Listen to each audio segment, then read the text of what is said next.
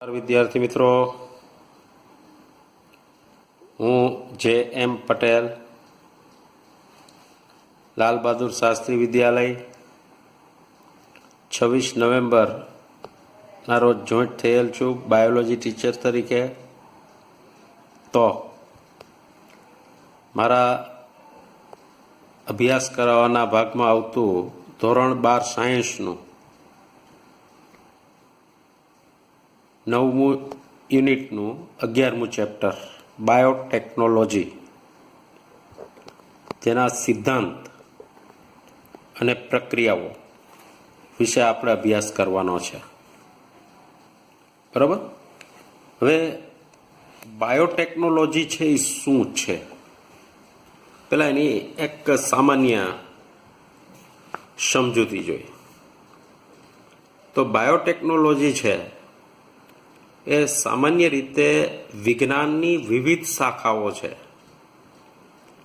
એના સમન્વયથી રચાતું માનવ ઉપયોગી વિજ્ઞાન છે. આ વિજ્ઞાનનો ઉપયોગ માત્ર માનવ જાત માટે જ કરવામાં આવે છે. એટલે આ એક જીવવિજ્ઞાનની શાખા તરીકે માનવ હિતાર્થે ઉપયોગમાં લેવાતું વિજ્ઞાન છે. હવે પહેલા આપણે બાયોટેકનોલોજીની સામાન્ય સમજૂતી જોઈ. બરાબર. તો બાયોટેકનોલોજી છે એ શું છે? તો બાયોટેકનોલોજી એ સજીવો અથવા તો તેમાંથી પ્રાપ્ત થતા ઉત્સેચકોનો ઉપયોગ કરી મનુષ્ય માટે ઉપયોગી પેદાશો, નિપજો, આ ઉપરાંત ઉપયોગી પ્રક્રિયાઓનું ઉત્પાદન કરવાની એક ટેકનોલોજી છે, ટેકનિક છે. હવે સામાન્ય રીતે બાયોટેકનોલોજી છે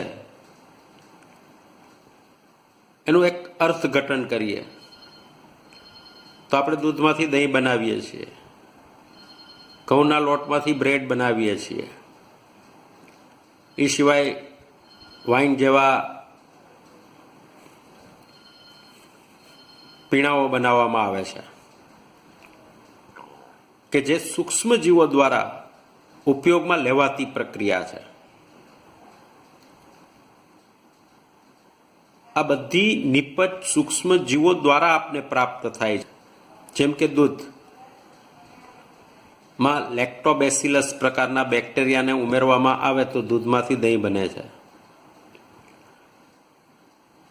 ઘઉં, ચોખા જેવા લોટ કે કણકો છે,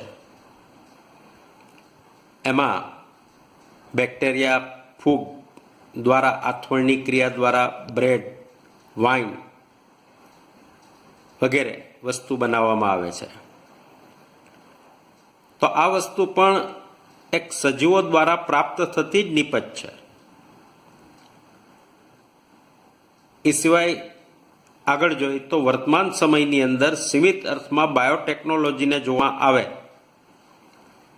તો તેમાં પ્રક્રિયાઓ આવે છે કે જેમાં ઉપરોક્ત જેમ કે દહીં, બ્રેડ, વાઇન વગેરે જેવા પદાર્થો છે એના વધારે માત્રામાં ઉત્પાદન માટે જનીન પરિવર્તિત GMO, જેનેટિક મોડિફાઈડ ઓર્ગેનિઝમ નો ઉપયોગ કરવામાં આવે છે. જેનેટિક મોડિફાઈડ ઓર્ગેનિઝમ એટલે શું? તો સામાન્ય રીતે વધુ માત્રામાં આ પ્રકારના ઉત્પાદનો મેળવવા માટે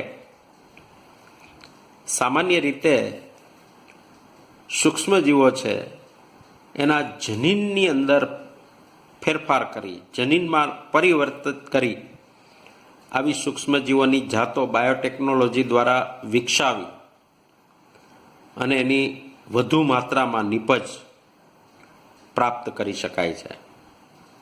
આ ઉપરાંત આગળ જતા અનેક પ્રક્રિયાઓનો સમાવેશ પણ બાયોટેકનોલોજીમાં કરવામાં આવે છે. ઉદાહરણ તરીકે ઇન વિટ્રો એટલે કે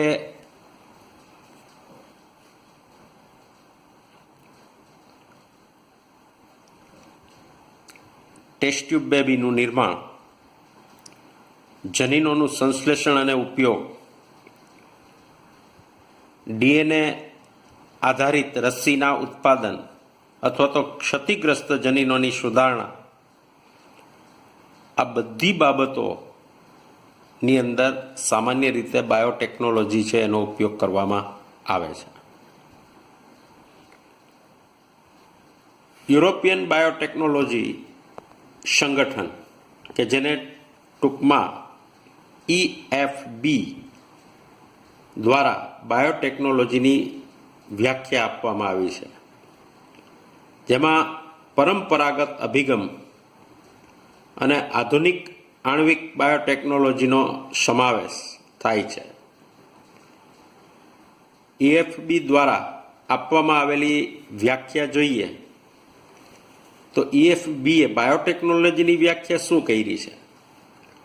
તો કે નિપજ અને સેવાઓ માટે પ્રાકૃતિક એટલે કે કુદરતી જીવવિજ્ઞાન અને સજીવો, કોષો કે તેમના ભાગો તથા આણ્વિક અનુરૂપતાનું સંચાલન કે જેને બાયોટેકનોલોજીથી ઓળખવામાં આવે છે. તો આ એક બાયોટેકનોલોજીની સામાન્ય સમજૂતી થઈ. હવે સામાન્ય રીતે બાયોટેકનોલોજીનું જે વિજ્ઞાન છે એ કયા સિદ્ધાંતો ઉપર કાર્યરત છે, બરાબર? તો સામાન્ય રીતે ઘણી ટેકનિકો પૈકીની મુખ્ય બે ટેકનિકો કે જેનો આજે બાયોટેકનોલોજીની અંદર ઉપયોગ કરવામાં આવે છે, આ બે ટેકનિકને એક સિદ્ધાંત તરીકે અહીંયા લેવામાં આવેલ છે કે જેને આધુનિક બાયોટેકનોલોજીને નો જન્મ આપેલો છે. હવે આ બે સિદ્ધાંતોની અંદર એક છે જનીન ઇજનેરી વિદ્યા અને બીજી છે જૈવિક પ્રક્રિયા ઇજનેરી વિદ્યા કે જેને રસાયણ ઇજનેરી વિદ્યાથી પણ ઓળખવામાં આવે છે. એની અંદર પહેલા આપણે સામાન્ય રીતે જનીન ઇજનેરી વિદ્યા વિશે જોઈ તો જનીન ઇજનેરી વિદ્યા છે એની અંદર શું કરવામાં આવે છે? તો કે આ ટેકનોલોજી દ્વારા આનુવંશિક દ્રવ્ય જેવા કે ડીએનએ, આરએનએ, આ જે રસાયણો છે, જૈવિક અણુઓ છે, એ રસાયણોની અંદર પરિવર્તન પ્રેરી તેને યજમાન શરીરની અંદર કે કોષની અંદર, ટૂંકમાં યજમાન સજીવમાં એનો કરાવી અને સજીવના બાહ્ય સ્વરૂપ પ્રકારમાં ફેરફાર પ્રેરવામાં આવે છે. તો આ વસ્તુ થઈ જનીન ઇજનેરી વિદ્યા. જનીન ઇજનેરી વિદ્યાનો જ મુખ્ય અભ્યાસ આ ચેપ્ટરની અંદર છે કે કઈ રીતે ડીએનએ અને આરએનએ છે એમાં પરિવર્તન પ્રેરી સજીવોના બાહ્ય સ્વરૂપમાં કઈ રીતે ફેરફાર કરવામાં આવે છે, એ જ આ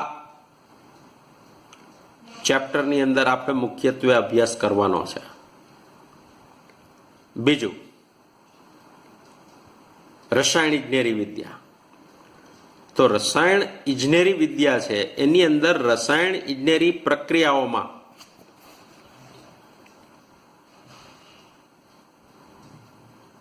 એટલે ટૂંકમાં રસાયણ ઇજનેરી પ્રક્રિયાઓમાં માત્ર ઇચ્છિત સજીવો કે સુકોષ કેન્દ્રીય કોષોની જંતુરહિત જાળવણી અને વૃદ્ધિ કરાવી વધુ માત્રામાં બાયોટેકનોલોજીકલ નિપજો જેવી કે એન્ટીબાયોટિક, રસીઓ, ઉત્સેચકો વગેરેનું નિર્માણ કરવામાં આવે છે.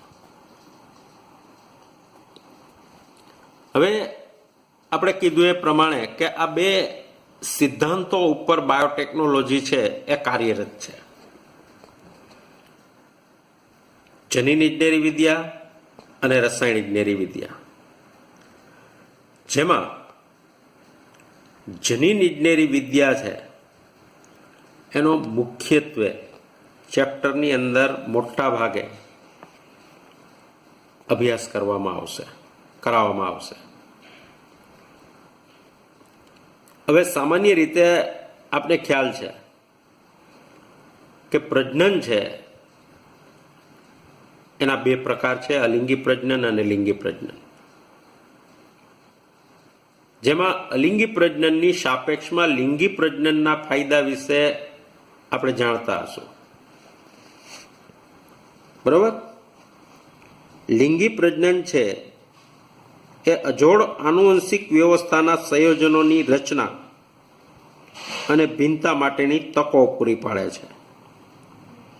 જો અહીંયા શું કીધું છે? અજોડ આનુવંશિક વ્યવસ્થાના સંયોજનોની રચના અને ભિન્નતા માટેની તકો પૂરી પાડે છે. આ વસ્તુ સમજવા માટે આપણે કોષ વિભાજનનું જ્ઞાન હોવું જરૂરી છે.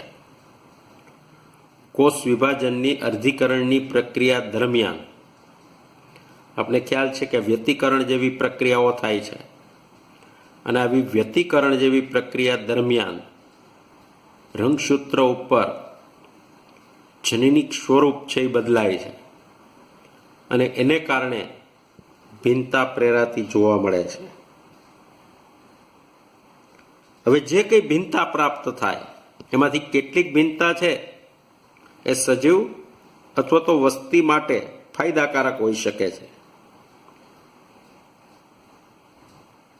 જ્યારે અલિંગી પ્રજનન છે એ આનુવંશિક માહિતીને પરિરક્ષિત કરી પેઢી દર પેઢી જાળવી રાખે છે, કારણ કે અલિંગી પ્રજનન દરમિયાન વ્યતિકરણ જેવી ઘટના બનતી નથી, અને કોષ વિભાજન પણ સમવિભાજન પ્રકારનું જ થાય છે.